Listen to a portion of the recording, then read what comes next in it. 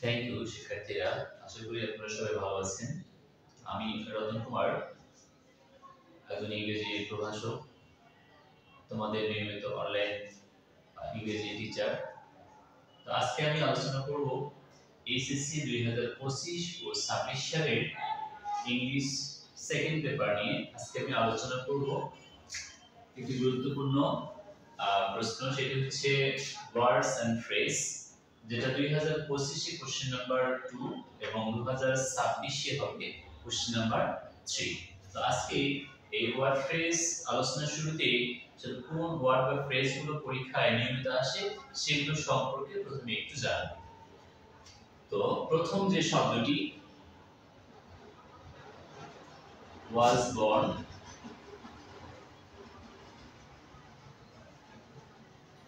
দ্বিতীয় শব্দটি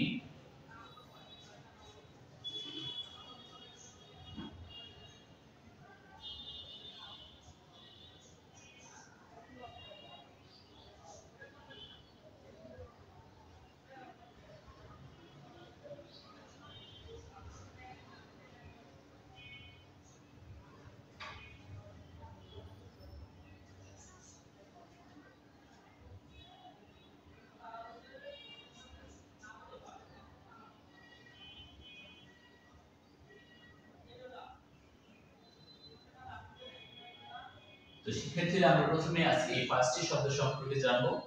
সেটি হচ্ছে was born। was born শব্দটির অর্থ হচ্ছে জন্মগ্রহণ করা, এবং have to এর আরো রূপ আছে has to,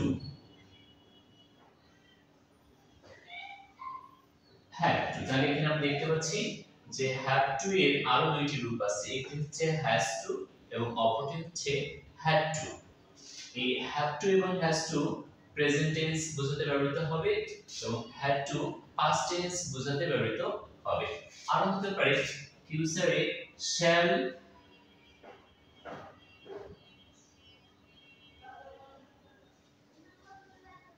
তাহলে ফিউচার টেন্স অর্থাৎ ফিউচার ইনডিফিনিটিভ হতে পারে shall, will, have to।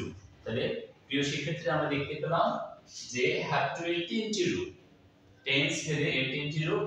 একটি হচ্ছে প্রেজেন্টে have to, দ্বিতীয়টি হচ্ছে had to past tense এবং ফিউচার টেন্স বোঝাতে shall, will, have to ব্যবহৃত হবে।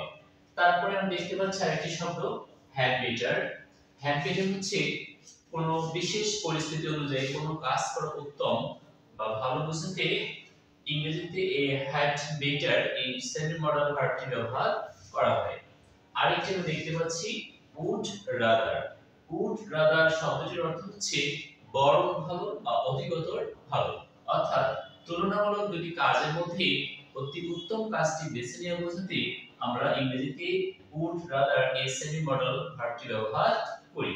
পাশাপাশি আরেকটি শব্দ দেখা যাচ্ছে যেটিকে আমরা ফ্রেজ বলবো as if অথবা as though। তো প্রিয় শিক্ষার্থীরা এই as if অথবা as though এই ফ্রেজটি যেমন অর্থে ব্যবহার করা হয়। তো আমরা আজকে এক্সাম্পলের মাধ্যমে প্রত্যেকটা সম্পর্কে জানার চেষ্টা করব।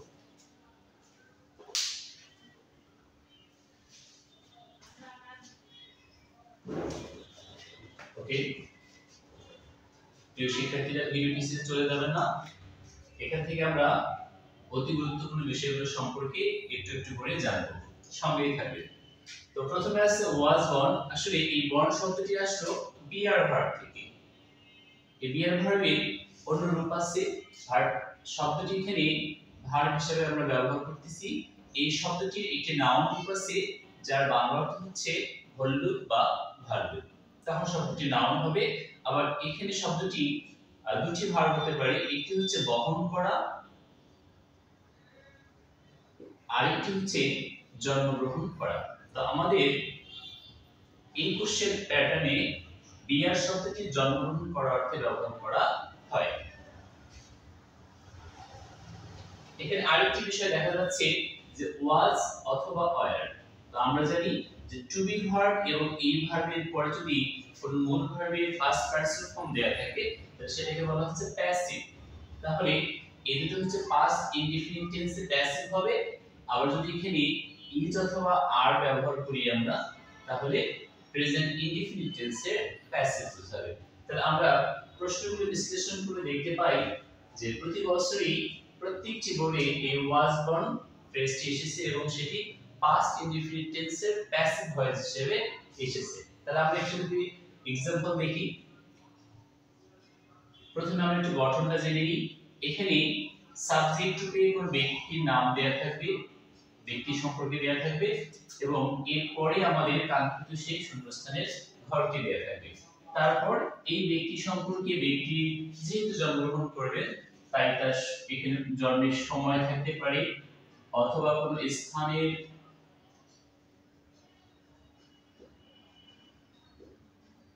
তাহলে আমরা দেখতে পাচ্ছি যে গঠনে কি দেখতে পাচ্ছি আমরা ব্যক্তির নাম, তারপর একটি শূন্যস্থান দেয়া থাকবে। এখানে আমরা কাঙ্ক্ষিত সেই ওয়াজ বর্ন শব্দটি নিয়ে এসে বসাবো যেটি বক্সের মধ্যে দেয়া থাকবে। তারপর কি দেখতে পেলাম আমরা যে চিহ্ন কিভাবে হয়তোবা এই ব্যক্তির জন্মের সময়টা উল্লেখ থাকবে অথবা স্থান উল্লেখ থাকবে অথবা পরিবার বা বংশের নাম উল্লেখ থাকতে পারে। আমরা একটা एग्जांपल দেখি।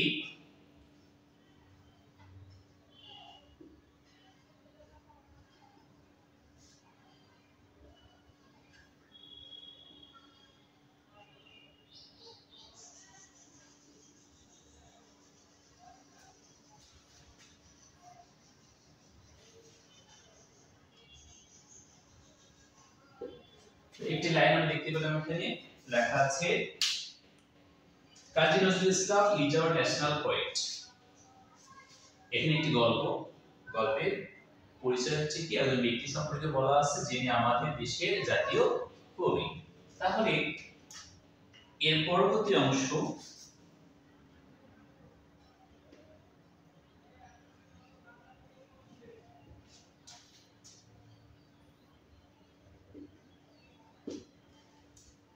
আমরা যদি লাইনটা একটু পড়ি তাহলে প্রথম লাইনে দেয়া আছে Kazi Nazrul Islam is our national poet. Fine. তারপর আমরা কি দেখতে পাচ্ছি হি দ্বারা এই কবিকে বোঝানো হচ্ছে he dash in a poor family, একটি গরিব পরিবারে তিনি কি করেছেন।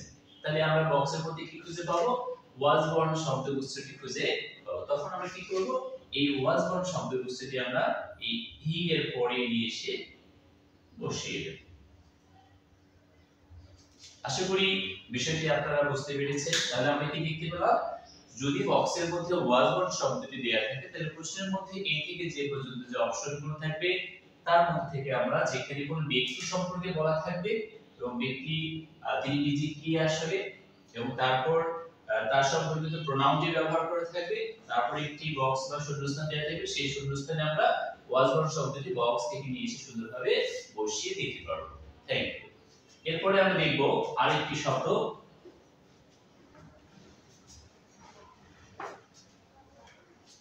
হ্যাভ টু সম্পর্কে। তো প্রিয় শিক্ষার্থীরা আপনারা অবশ্যই অবগত আছেন যে এই শুধু হ্যাভ শব্দটি হচ্ছে প্রাইমারি অক্সিলিয়ারি ভার্ব, যার বাংলা অর্থ হচ্ছে আছে। যদি এটাকে মূল ভার্ব হিসেবে ব্যবহার করি আমরা তাহলে এর অর্থ আছে, আর যদি এটাকে সাহায্যকারী ভার্ব হিসেবে আমরা ব্যবহার করি আমরা জানি সাহায্যকারী ভার্ব হিসেবে ব্যবহৃত ভার্বগুলো সরাসরি কোনো অর্থ থাকে না, সেগুলো মূল ভার্বের অর্থটাকে সম্প্রসারিত করতে সহযোগিতা করে। এখানে আমরা দেখতে পাচ্ছি যে হ্যাভ টু একসঙ্গে আছে। তাহলে হ্যাভ টু বলতে এখানে এই দুটি মিলে একটি অক্সিলিয়ারি ভার্বের কাজ করতেছে। তাহলে এটা সরাসরি প্রাইমারি অক্সিলিয়ারি ভার্বও নয় আবার মডাল ভার্বও নয়, তাই এটাকে বলা হচ্ছে কি সেমি মডাল ভার্ব। যেহেতু সরাসরি এই হ্যাভ ভার্বটিকে আমরা মডাল ভার্বের মধ্যে খুঁজে পাই না, তাই একে বলা হচ্ছে কি সেমি মডাল ভার্ব। তাহলে আমরা এই semi modal verb have to ব্যবহার করি কোন কাজ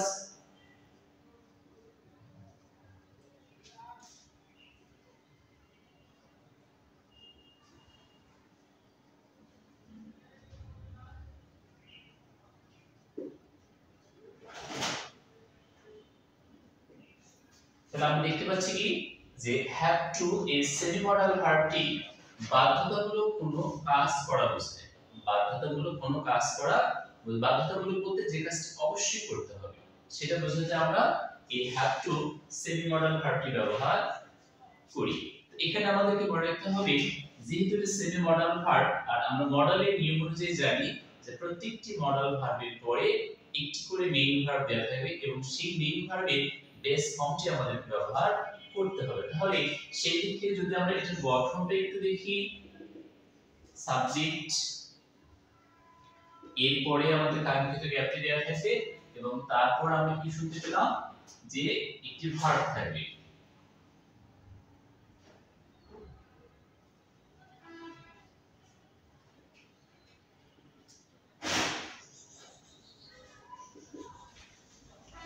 ওকে প্রিয় শিক্ষার্থীরা, আমরা দেখতে পেলাম কি যে গঠনে দেখা যাচ্ছে প্রথমে সাবজেক্ট, এখানে নিশ্চয়ই কোনো ব্যক্তিবাচক শব্দগুলো থাকবে, তারপর এখানে একটি গ্যাপ দেওয়া থাকবে এবং গ্যাপের পরে এখানে একটি মেইন ভার্ব দেওয়া থাকবে, যে ভার্বটার বেস ফর্ম এখানে দেওয়া থাকবে, তারপর হচ্ছে অতিরিক্ত অংশ।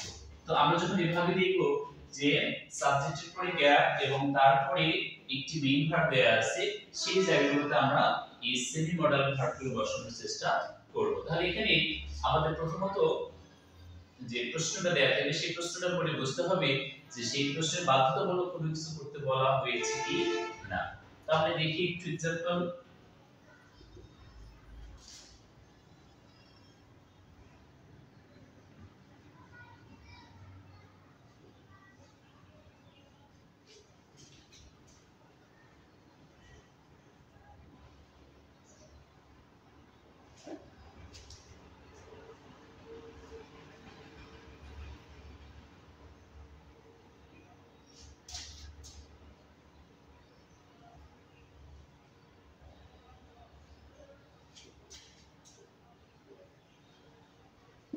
ওকে প্রিয় শিক্ষার্থীরা, আমরা একটু এই গল্পটার বাংলা করে দিব। প্রথমে বলা আছে কি আওয়ার সোসাইটি, আমাদের সমাজ, অর্থাৎ আমরা যে সমাজে বাস করি সেই সমাজটি ইজ হয়, এখানে মূল ভার্ব ইজ, তাহলে আমাদের সমাজটি হয় ফুল অফ। ফুল অফ হচ্ছে একটি অ্যাপ্রোপ্রিয়েট প্রিপজিশন, ফুল অ্যাডজেক্টিভ, এরপরে অফ হচ্ছে অ্যাপ্রোপ্রিয়েট প্রিপজিশন। ফুল অফ অর্থ হচ্ছে পরিপূর্ণ। তাহলে আমাদের সমাজটি হয় পরিপূর্ণ, কিসে পরিপূর্ণ? ব্যাড পারসনস, মন্দ মানুষ বা খারাপ মানুষে পরিপূর্ণ। তাহলে আমরা কি দেখতে পাচ্ছি যে প্রথম বাক্যে বলা আছে আমাদের সমাজটি মন্দ মানুষে পরিপূর্ণ। তাহলে আমাদের কি থাকতে হবে? সেই সব মানুষ থেকে। তাহলে এখানে আমরা যে নাউনের পরিবর্তে যে ওয়ার্ডগুলো আমরা ব্যবহার করি তাদেরকে প্রোনাউন বলা হয়। তাহলে প্রিয় শিক্ষার্থীরা, আমরা কি দেখতে পাচ্ছি যে দেম হচ্ছে এই ব্যাড পারসনস এর পরিবর্তে বসছে। তাহলে অ্যাবাউট দেম, তাদের থেকে, তাদের সম্পর্কে আমাদের কি থাকতে হবে? কেয়ারফুল থাকতে হবে। তাহলে কাজটা কি? অবশ্যই বাধ্যতামূলক বোঝাচ্ছে। তাহলে we have to remain careful about them। তো আশা করি প্রিয় শিক্ষার্থীরা আপনারা বুঝতে পেরেছেন। তো আজকে আমরা দুটি সম্পর্কে জানলাম, was born এবং have to সম্পর্কে। যদি এই ক্লাসগুলো আপনাদের ভালো লাগে অবশ্যই বেশি বেশি করে কমেন্ট করবেন এবং শেয়ার করবেন। তাহলে পরবর্তীতে আমি আপনাদের আশার সেই প্রত্যাশা যে জিনিসগুলো সেগুলো আমার ক্লাসে নিয়ে আসতে পারবো। Thank you.